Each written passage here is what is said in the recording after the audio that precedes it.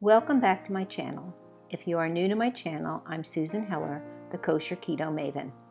I post keto meat recipes that are dairy-free and kosher. If you are allergic to dairy or dairy intolerant, you will find some delicious recipes on my channel. I post dairy recipes that are meat-free. Vegetarians can enjoy these recipes.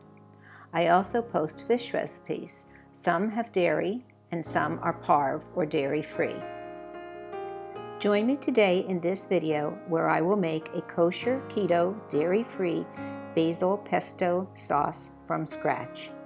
It is delicious and will enhance your ketogenic lifestyle. Since this recipe is dairy-free, it is a great recipe for those of you who have a dairy allergy or are dairy intolerant. The exact measurements of the ingredients will be listed at the end of this video. This kosher keto basil pesto sauce has 6 ingredients: pine nuts, basil, garlic, lemon juice, salt, and oil. I've already turned the pan on to a very, very low heat, and I'm going to add some pine nuts and toast them. They will need to be stirred frequently. The next thing we want to do is get our basil ready. I have 3.35 ounces, and we will need between 4 and 4.5 ounces. I'm going to use these little herb snippers, but you can use any kind of scissors or even a knife. I use the leaves with the very small stems. I don't include any of the big stems. These are all good. The little stems are okay.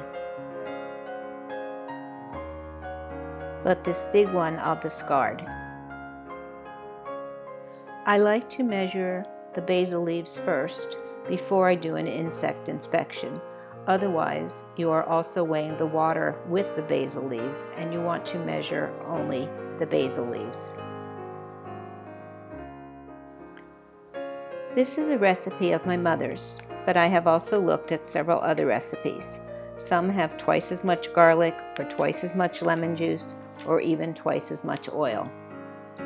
So there are a lot of variations. You can make it the way your family likes it, but this is a good recipe to start with. When I buy my basil, it comes in a 4-ounce container.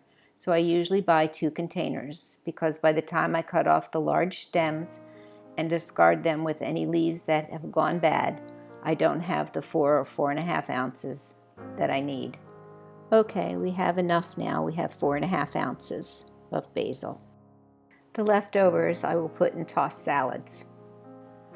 I'm going to turn the camera off now and wash and inspect the basil and let the pine nuts brown. I will be back with you soon. Okay, I'm back now. The pine nuts are nicely toasted. I'll move those out of the way. I did forget to tell you that you should always wash the basil leaves in cold water. Cold water will keep the leaves from browning.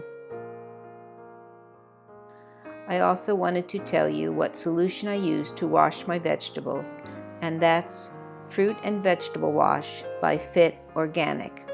It's OU, certified kosher by the Orthodox Union. I believe I got it on Amazon.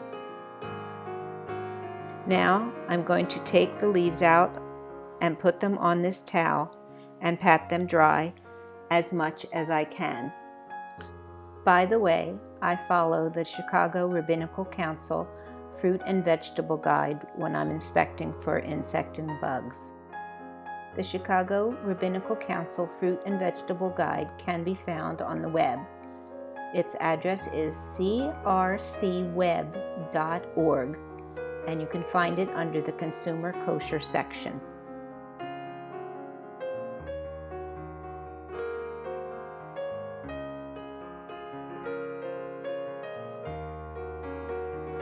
I'm putting another towel on top and then pressing it lightly. It will get most of the water out and I will be able to inspect the leaves. You could also use a salad spinner.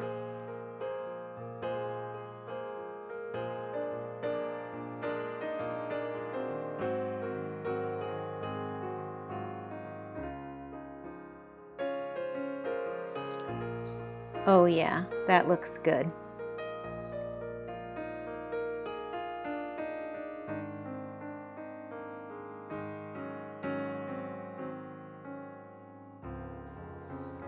Here's a little piece of leaf. I want to take a piece off. It is discolored. Another one. For the most part, it is looking good. Okay, I'll be back after I check for bugs.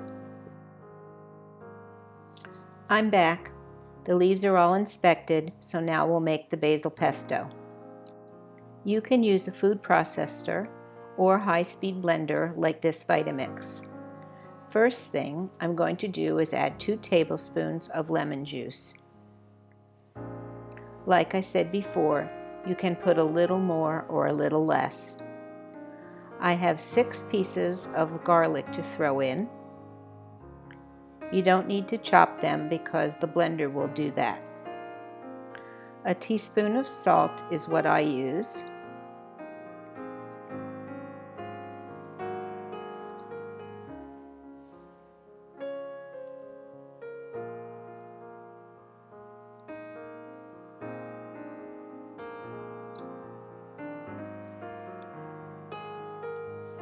Then I'm just going to pile the basil in here. Push it down, but be careful of the blades. And don't push down until you get at least 2 big handfuls in the Vitamix. This will give me about 1½ cups of pesto sauce. First, I'll blend this with the pine nuts and then add the avocado oil very slowly. You won't be able to see very much, so I'll blend this off camera, but first I need to put the lid on very snugly. I'll take the middle part off of the lid and leave that open because that's where I'll pour in the oil very slowly. This is what it looks like when it's all done. It glistens and it's a beautiful color of green. I'm going to use this herb container and put about 2 tablespoons in each part. This container is made by the Ball Company, who also make glass jars and other canning supplies. It has a nice fitting lid and I place it in the freezer for about 24 hours. Then I pop them out and put them into a Ziploc freezer bag for storage. I label and date them with a magic marker. There you have it. Each cube will be about 2 tablespoons of pesto sauce.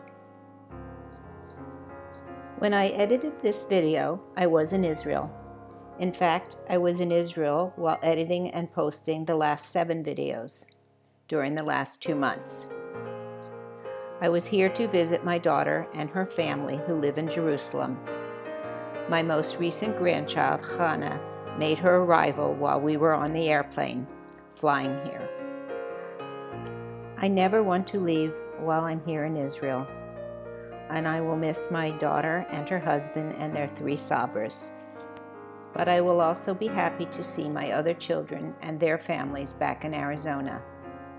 In the next few days, God willing, I will post another video, baked salmon with pesto sauce, when I'm back in Phoenix.